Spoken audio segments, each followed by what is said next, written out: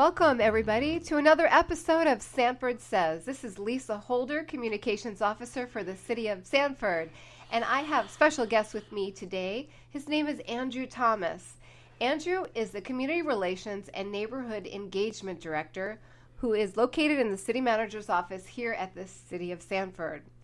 Andrew has worked for the City of Sanford since March of 2010, when he was hired as the Community Development Block Grant Coordinator.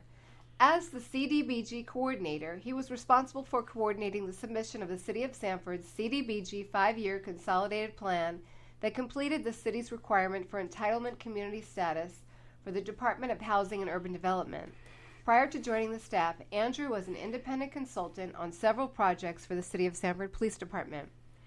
In February 2012, Andrew was asked to work with the Department of Justice Community Relations Services to assist with facilitating the community dialogue sessions and designing a healing process to move the City of Sanford forward. To assist the City of Sanford in moving forward, Andrew authored the Action Plan for Reuniting Sanford, One City, Many Communities, 9-point plan. Andrew currently serves on the advisory board of the Ohio State University Moritz College of Law program on dispute resolution, newly launched Divided Communities Project, DCP. Andrew also serves on the advisory board of the Valencia College Peace and Justice Institute in Orlando, Florida. Andrew is past chair of the Central Florida Homeless Services Network and the Central Florida Homeless Continuum of Care. Welcome, Andrew. That's a pretty impressive resume. Thank you, Lisa. So, Andrew, could you share with us, our listeners today, some of the projects that you're working on as Community Relations and Neighborhood Engagement Director, particularly as it relates to the Choice Neighborhood Implementation Grant Initiative? Sure, would love to. And as you probably mentioned in the title, is a mouthful. Community Relations, Neighborhood Engagement, which encompasses many, many functions. But the one I want to talk about today is Choice Neighborhood Initiatives, as you have requested. The Choice Neighborhood Initiatives program is a grant that the City of Sanford received in partnership with the Sanford Housing Authority. And the purpose of the grant was to create a plan to address the needs of a neighborhood, and that's called a transformation plan. And the neighborhood that we selected in the City of Sanford is a Goldsboro community. It's a 2-year planning process that would address a number of issues within the community. And so it took 2 years, and it's 2 years, and the planning grant was about $1 million. We received a $500,000 grant, and there was other partners that contributed matching funding along with it. Okay, a very competitive process. The grant is actually come out of HUD, the Department of Housing and Urban Development. And the grants are available to deal with distressed areas around the country. And that was our Goldsboro community, which was considered a distressed area. So we submitted. Our second go-around was a charm. The first time we did not receive it in 2016. We did receive the Choice Neighborhood Implementation Grant. The implementation is the planning grant is only to develop the plan itself. And so, Andrew, why and where is Goldsboro? For our listeners who may not be that familiar with our city, where is Goldsboro in its relation to our just Sanford overall, and and a little bit about the history of Goldsboro and why it was chosen? Goldsboro is the west side of Sanford, kind of the northwest, bordered by 1792 on the east, 46 on the north, Persimmons Avenue on the west, and then it comes down 25th Street on the south boundaries.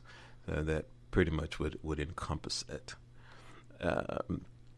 And your question was? Yes, why the Goldsboro community? I know you mentioned briefly, particularly in this Choice Neighborhood and Implementation Grant, there are needs in that community that the grant would address, correct? Correct. Why Goldsboro? That is a good question. Goldsboro sometimes can be defined as kind of the community that was left behind. And if you look at Sanford, kind of a tale of two cities, though you have most of Sanford is very progressive. You see a lot of growth, a lot of advancement. Goldsboro is an older community, which in its history was an incorporated community, along with the city of Sanford in the late 1800s. But it was their incorporation was dissolved and it was annexed into the city of Sanford, like 1911. Goldsboro, historically, the African American black community, incorporated as a free black community in the 1891. So and that's the way it stayed. So it's held on to a lot of the history. It would run kind of parallel to what happened in Edenville, being incorporated back in the 1880s, 1890s as a free community for blacks and African Americans. So as time moved forward, in holding on to its history, a lot of progress kind of passed the community by. And so we end up when now that we're into 21st century, and Goldsboro, as most of nationally the historically black communities would house most of your public housing, as did Goldsboro. And as those housing stocks deteriorate over the years, then you have to come in with an action plan. And the public housing got to the point where they were all demolished, condemned and demolished, which left a huge hole and a gap in the housing stock within the city of Sanford, and particularly within the Goldsboro community. And going after or applying for the Choice Neighborhoods planning grant focuses on three areas. One is your housing, two is people, and three is the neighborhood. So when we look at the housing stock, which was depleted with the demolition of public housing, and then we have the other housing stock in the Goldsboro community, it's just an aging housing stock. So we had that to deal with, and we had spent dollars with our community development block grant funding, our state housing initiative grant, and home funds to do repairs, minor repairs, and so forth. But it comes a time when you can't put a Band-Aid on them, so it's going to require kind of major surgery, major overhaul. So we had to look at the housing stock and say, what do we do with the housing in the Goldsboro community? So that became an issue, and that met one of the criteria for the grant. And then we had the people, and we look at the people and the demographics associated with the people. We had the highest percentage of over 65 and under 65 that's disabled living in that community. So that if roughly somewhere around 40%, when you look on the citywide average, it was more like 29%. So we had a higher percentage of the elderly and the disabled living in the community. If you look at it on the average household income, the average household income in the Goldsboro community was the lowest in the city of Sanford. The city of Sanford averages, based on 2014 surveys through the Census Bureau, about 39,000, and Goldsboro was 28,000. Mm-hmm. So it gives you an idea. So the people that were needs. So others, if we drill down a little bit deeper, with the percentage under 18 was higher than normal or the average for the city. When we start looking at in terms of graduation rates, that was lower. We looked at health needs, and with the health needs, there was a higher need for health care because of, again, you go back, if it's an aging population and you have a higher percentage of individuals with disability, it means that you have a higher demand for health care and health services. So that was one of the issues that factored into it. So we met that criteria. And then this, in general, the neighborhood. The neighborhood as an aging neighborhood, concerns about aging infrastructure, concerns about the lack of what was considered a food desert, so that you didn't have the walkability to the access to foods. There was concerns about public transportation. We didn't have public transportation within the community. So all of those, kind of compound and saying we have a fairly distressed community, which met the qualification. So when we applied, we were one of 10 applications within the country that was funded in 2016. That's amazing, and that's a great accomplishment. I would definitely say and applaud your efforts and your team. And so did you also include a citizen participation in developing this plan? Yes. The whole planning process with HUD and community development is heavily invested in the citizens' participation. And I have my saying that I always say is that from the city and from the planners, we're visiting what the people live. It's very important to hear from the people that live there. So part of that planning process was to pull the community together. We had individuals that had been relocated that lived in the public housing. So we had to make that extra effort to contact them and provide transportation to bring them to the community meetings. In the 2 years of the planning process, we had some in the neighborhood of 60 different community meetings. We reached out to somewhere in the neighborhood of 400 to 500 residents within the community, either personally or via surveys, to solicit their input in terms of what do they want their community to look like going forward. Yes, and now there was a group of volunteers that was on this committee, I believe. It wasn't just the City of Sanford. It incorporated other organizations and agencies that worked on this Choice Neighborhood Implementation Grant. Yes. Can you speak to that? Yeah, we have partners that worked with us on the planning process and other agencies beside the city departments, police department, public works, zoning and planning. We also had outside organizations. The health department was part of it. The Seminole County Early Learning was a partner. Seminole County School District was a party. The Eastern Central Florida Regional Planning Council was a partner in this process. And how long did this take ultimately? It was a 2-year planning process. We completed the planning process and submitted our transformation plan in June of 2018. And so I do know that the City of Sanford has invested in the Goldsboro area. They have that multi-million-dollar streetscape down Historic Goldsboro Boulevard. Can you speak to some of that as far as the investment into the community by the City of Sanford? The public safety complex is located over in the Goldsboro community. Yes. A number of investments on the part of the city and other partners within the Goldsboro community. Yes, we have the streetscape that is taking place. There's new streets, sidewalks, curbs. Now there's new lighting that's taking place. We've also invested in the parks, recreation within the area. We have and working on plans for a resource center and upgrading that. As you already know, the police department anchors one side, an entrance to the Goldsboro community. We have Crooms Academy that sits on the other side, and we have the West Side Community Center, which is there, which are all assets within in the Goldsboro community. Sure. And what's next? What is next with this whole project and idea of Choice Neighborhood implementation? What do you see for their community, or what is on the docket, so to speak, Andrew? What should the folks in this community be looking out for?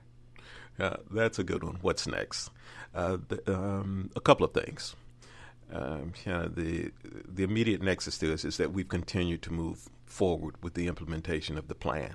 And we'll talk about a couple of areas that the plan has talked about. One is housing. Housing was front and center because that's what it was based on, housing people in neighborhoods. So what are we doing about the housing stock? And that's partnering with the Sanford Housing Authority. And one is that we had approximately 400 units that was demolished. And they was demolished in the early 2010, 2011, 2012. Nothing has been redeveloped to replace them. So that was number one. What are we going to do about the housing? So there's a plan for both multifamily housing as well as single-family homes for sale. So as part of the transformation plan dealing with housing. We've looked at the vacant lots and identifying those and coming up with a plan. So most of them are non-traditional, which would be classified as unbuildable lots, and we're looking at designs for homes that can be built there and building that out. We're changing what's considered super blocks that was a home for the public housing, eliminating the super blocks and going with public housing concept.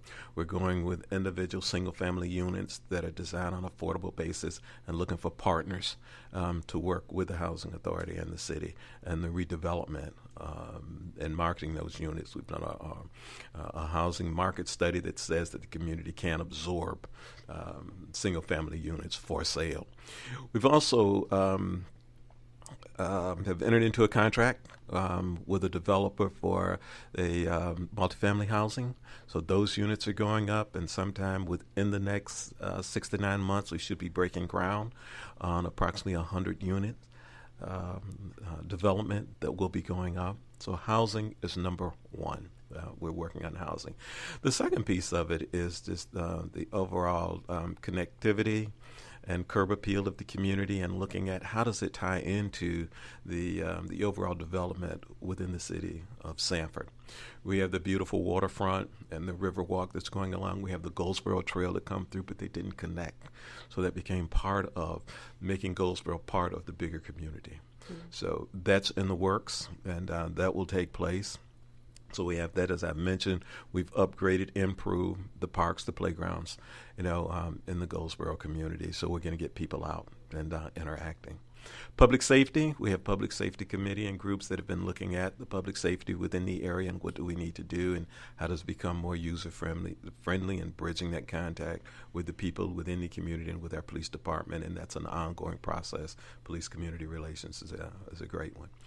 Economic development, we're looking at the economic development and revitalizing, restoring what was historically the business district there in the Goldsboro community on the historical Goldsboro Boulevard. And we're using our community development block grants and to create an economic development and facade improvement programs for those businesses to revitalize and stabilize them. So we have that process going on. We're collaborating with the county on our SHIP, home, and CDBG funds to just kind of massive reconstruct programs that are taking place for the homeowners that income qualify and their houses is in despair and need, massive kind of rehab. And if they own the homes, then we demolish and reconstruct those. So those are the kind of activities that are going on. We're putting ourselves in position to go for a second round of funding through HUD, and that would be the implementation grant. We've had the plan. We've submitted the plan. HUD has accepted our transformation plan. Then our next step is to say, this is great. The next go-around, hopefully, the maximum grant you can get is $30 million to implement. That will help us with the areas we've talked about, the housing that we've talked about, the economic development that we've talked about, the resource center and health that we're looking at, the connectivity and improving that. So that's kind of the next step, is putting us in position, and that's going to require investments. And we're looking for investors to invest in the Goldsboro community. And that sounds like a game changer, $30 million. I know you could do a lot with that chunk of change, I bet, Andrew. And I know our community members would be. That's a game changer, Lisa. Yeah, yes, they would be thrilled with that. And so how can people find out more about all of these programs? Do you want to share, too, your staff? It's yourself and a half of a person? You share? No, staff and half of a person. That's you correct. Share a person. 1.5. Yes. Yeah, so it's a lot on your plate and there's a lot going on in the city. And can you share how your staff and how to get in touch with you and what's the best way for our listeners to, if they want to help, find out more, are interested in the topic of affordable housing or this choice neighborhood implementation grant? Yeah, let me start with the Choice Neighborhoods Initiative grant and what we've done in our partnership with the Sanford Housing Authorities, that we hired a coordinator to work along with us during the 2 years planning process. We have retained that person who will continue to see the implementation of the plan. And that person can be reached on the website. It's Goldsboro. We'll get you there to the website. You can see the work that's going on. The plan is on their website. And say that again. It's Goldsboro. Yes, www.goldsboro. Is it .com? Goldsboro, I think it's .goldsboro.com. .com. Okay, right. Great. And that will get you to it.